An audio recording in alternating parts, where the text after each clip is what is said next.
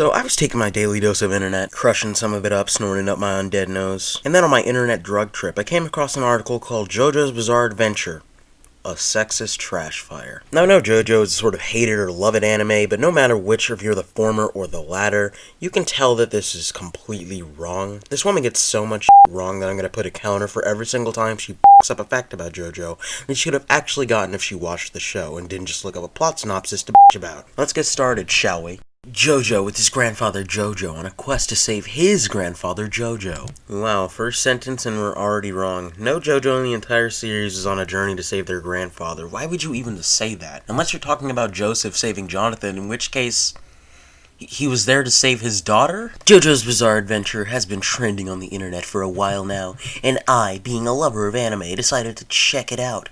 Bizarre doesn't even begin to describe the show, which aside from its fabulous outfit game and outright memeability, is a complete garbage fire of formulaic plot points, sacrificial characters we do not care about, and a host of identifiably buff male leads, all named Jojo. Alright, 3 things.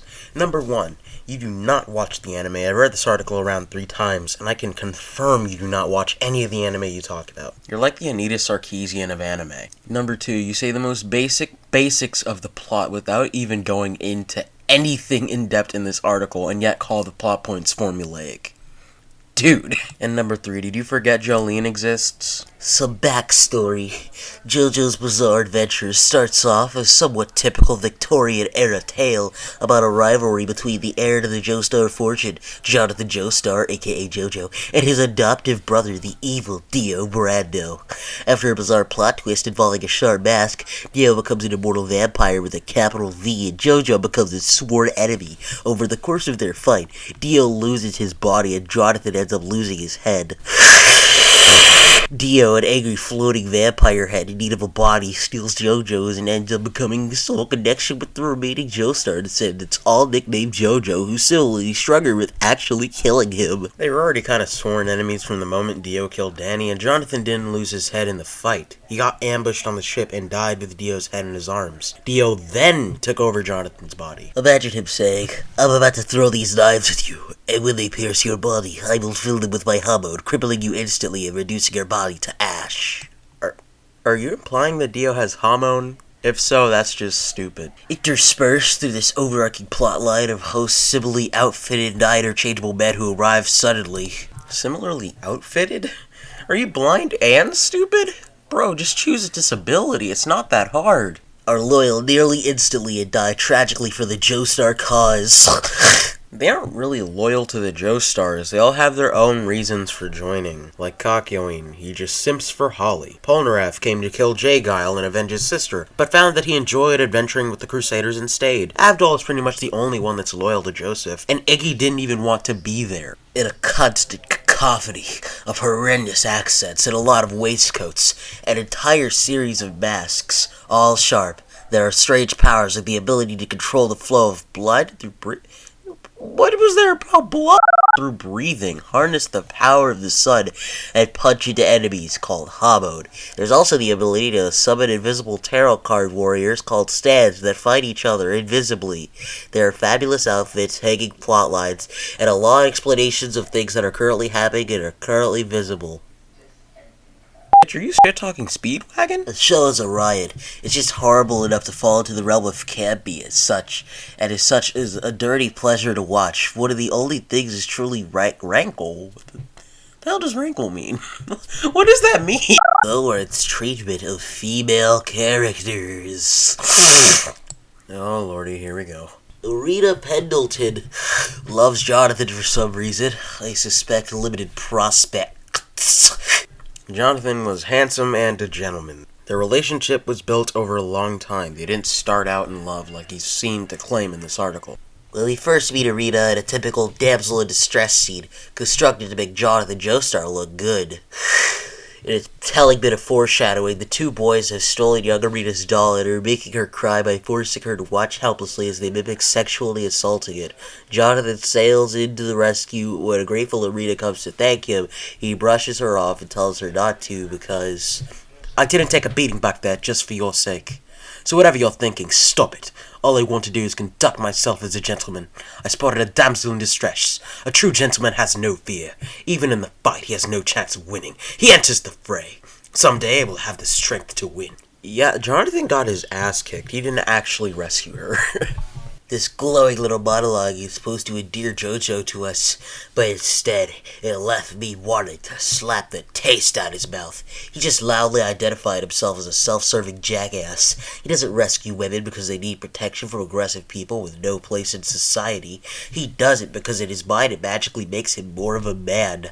You do realize this takes place in the 1800s, right? This was respectable in their time frame. You're criticizing it on 2019 standards. Somehow the idea that she is a disposable, non-person designed to reinforce the male sense of self is lovable to Arena, who immediately begins following Jojo around dumb-eyed and plying him with gifts.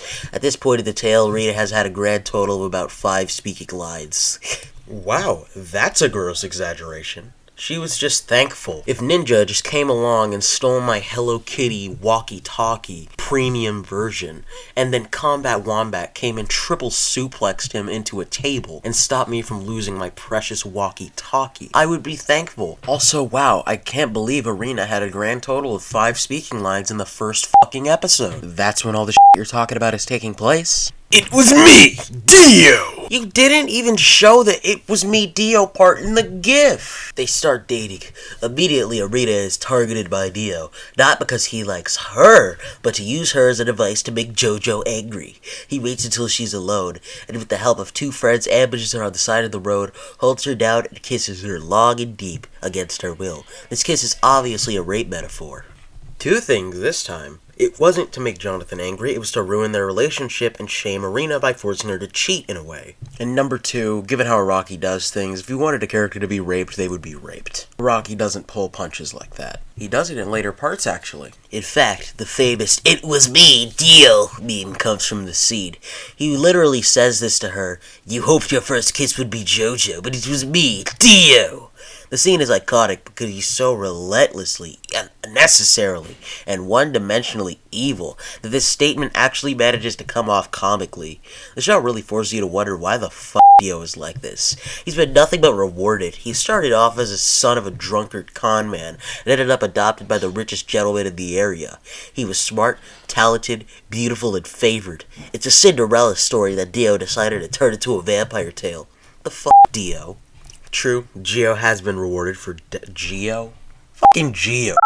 True, Dio has been rewarded for jack shit, but he's like this because his father was like this. His mother was the only good person in his life, and when she died, he took on his father's sort of mentality. An every man for himself type thing. Jojo finds out about Dio's violation of poor Arena, and the ploy works like a charm, setting him to a frenzy that showcases his ability to rise to the occasion and beat Dio's ass. This was absolutely not Dio's plan. Geo wasn't expecting Jonathan to fight. He thought he could just torment him without consequences. George simps Dio hard.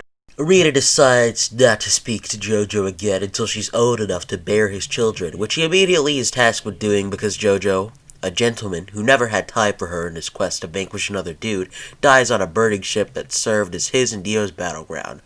It's during this fight that Jojo loses to the angry, fanged, floating head of Dio, who then cuts off Jojo's head and hijacks the corpse to go into a 100-year hibernation. Again, Jojo was not in any battle. He was ambushed. And you say he didn't have time for her like it was a bad thing that he was vanquishing a threat to humanity? Arena was a tool for the entire season, and she literally only served as a catalyst for the protagonist's actions. She was hardly a character in her own right, and didn't even get a serious speaking line until she was no longer pretty enough to interest any of the main characters sexually. Short after this point in her life, she died off screen with no homage. Speedwagon had more longevity. Yeah, you know. If only there was a male character who served as nothing but a catalyst and didn't even get an appearance in the next part. I feel like his name starts with a G and he was someone's dad? Lisa, a.k.a. Elizabeth Joestar. Don't let her cool appearance fool you. She is in fact still a woman. I had such high hopes for Lisa, I really did. She was so super beautiful and clearly badass. During the story, Joseph Joestar, aka Jojo, Jonathan's grandson, we discovered some overpowered ancient pillarmen looking for a particularly powerful secret rock called the Red Stone of Aya. This red stone, which had the ability to turn light into a powerful laser. Not the reason the Pillarmen wanted it. They wanted it so they could walk in sunlight. The fight between Lisa and Cars lasted only 1 minute and 33 seconds. It started with Joseph saying to her, "Coach Lisa, you may be extremely skilled, but you are still a woman." 1938. I knew right then it wasn't going to go well. I was right. Cars had her off balance and confused from before he threw the first punch. His stance confused her. For those of you who aren't obsessed with anime, this means the way he was standing was so overwhelming she couldn't even focus. Lisa got one cool move in before she was easily and completely defeated. It was then revealed that Cars never even fought her. He used a body double to trick her, and while she was distracted with the complete wrong person, he simply stabbed her in the back and won the fight instantly. Yup, this did happen, but the reason he tricked Lisa is because he didn't have time to waste fighting her. He wanted the stone and it was his top priority, so he knocked her out and stole it. The show disrespected her completely by constructing her defeat in this way. She never even truly got the opportunity to face off against the bad guy, which completely robbed her of all integrity, and the one singular cool move she did make during the fight wasn't even against a superior enemy. The body double was a nobody Cars dug up somewhere and wasn't even mentioned. He disrespected her completely and revealed he never had intention of fighting her because he didn't respect her. No, you brain-dead clam, it was because he needed the stone. He then immediately uses her as a damsel in order to increase his leverage on Joseph. It served a increasingly formulaic purpose of inspiring Joseph's abilities to greater heights. Her slack-jawed face hanging by her ankles over the cliff is one of the final lasting images we have of Lisa before her arc of the series is finished. No, Cars literally used her so he could try to kill Joseph, leaving only the options to take the stone or save Lisa. Since everything Cars said and all scenarios constructed with the JoJo's Bizarre Adventure are literally written by people in the studio somewhere, I can only conclude that those people didn't respect her or any other female characters either. Shame on them. Lisa deserved a true battle, even if she didn't win it. She did score a single hit on the actual bad guy, meaning she didn't help JoJo in the fight at all. Did you forget Caesar existed? He literally died to someone who wasn't the main villain and actually served as a catalyst for Joseph. He didn't even win that fight or get any really good hits in, dude. Like, what the fuck do you mean? Jojo had already been in and triumphed over 2 separate enemies. It actually doesn't make sense that he had the stamina to take on a fully rested, overpowered Cars, fired up with anger over a dangly Lisa or not. Nerfing her this way was horrible writing from both a storytelling perspective and a feminist perspective.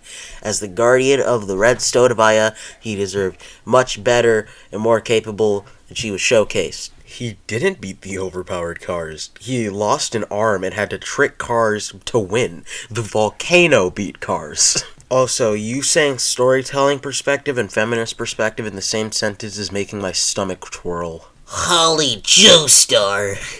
These are Holly's panties, by the way, more on that later. The childlike Holly Joestar is the most disappointing of the lot. Well, maybe not strictly the most disappointing. The love story between Joseph Joestar and her mother is completely idiotic, and the incredibly forgettable woman named Susie Q was so rushed and underwritten I actually thought the show somehow pranking us when their marriage was announced. Holly is a close second. I mean, I like Susie. She was a bit airheaded, but she was good that way. She was also part of a pretty good fight, if you watched the show. No, fuck you. I'm out. You're a fucking idiot. His name is Jotaro Kujo. Joestar isn't even his fucking name!